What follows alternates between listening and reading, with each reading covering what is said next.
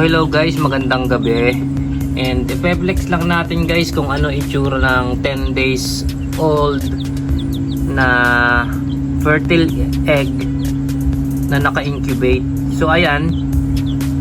So makikita nyo guys, gumagalaw yung nasa loob guys, yung pinaka-similya nya. So ngayon sisiw na yan guys. So ito yung kindling. Ayan guys, tuwing gabi para kitang-kita nyo yung nasa loob ng ating mga itlog. Makikita nyo kung buhay ba siya or patay.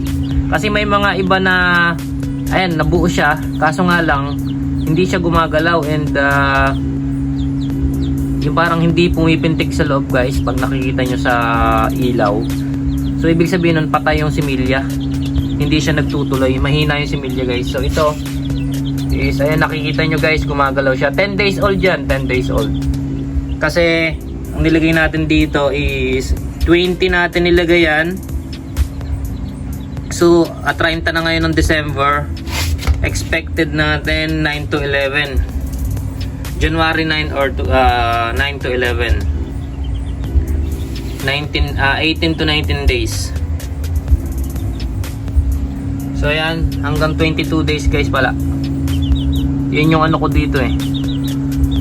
So nakita nyo guys, gumagalaw. Ayan o. So kuha pa tayo ng iba. Opya. Alright. So ito lang yung ano, yung tumuloy guys eh. Yun lang to. Hindi kita sa loob eh. Buksan natin ilaw. Ayan.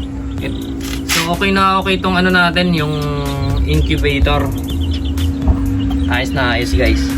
So ayun lang yung tumuloy, itong hilera na to. So meron pa akong tinitingnan rito ng 5 kung mabubuo yung sa ano niya, magtutuloy siya.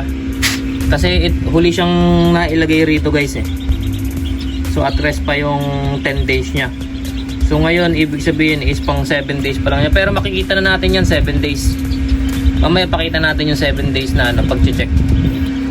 So ayan, ilan yung 60 piraso to guys. Ito lang yung ito lang yung parang tumuloy yung similya. 2, 4, 6, 8, 10, 12, 14, 16, 18, 20, 22, 24, 25. So 25 lang out of 60. So kuha pa tayo guys. Random ano tayo, ito to. Ayan guys.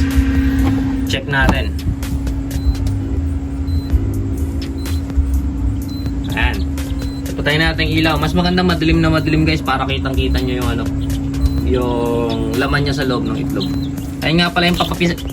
Itong mga black austra natin, papisa nitong ano yan, ito, incubator natin, galing yan dito. So ayan. Tingnan natin kung okay siya. Ayun guys, nakikita nyo naman gumagalaw. Gumagalaw sa loob. Iikot natin. Ikot-ikot. Pero mas maganda, mas madilim na madilim guys. So nakikita nyo may movement sa loob. Ayan guys. Iikot pa natin. Ayan guys oh. So may movement siya.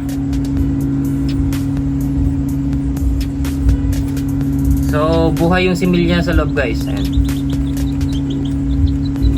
Buhay yung sisiw. Ayan o.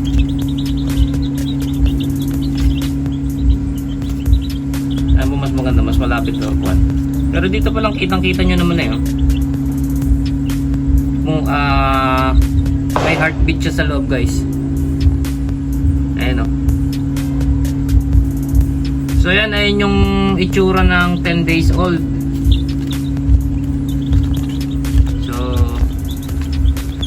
Maganda. Ayan. Pakita natin. So ibig sabihin yan, buhay yung similya sa loob guys. So yun lang guys. I-next lang natin tong ano natin na to, tong incubator.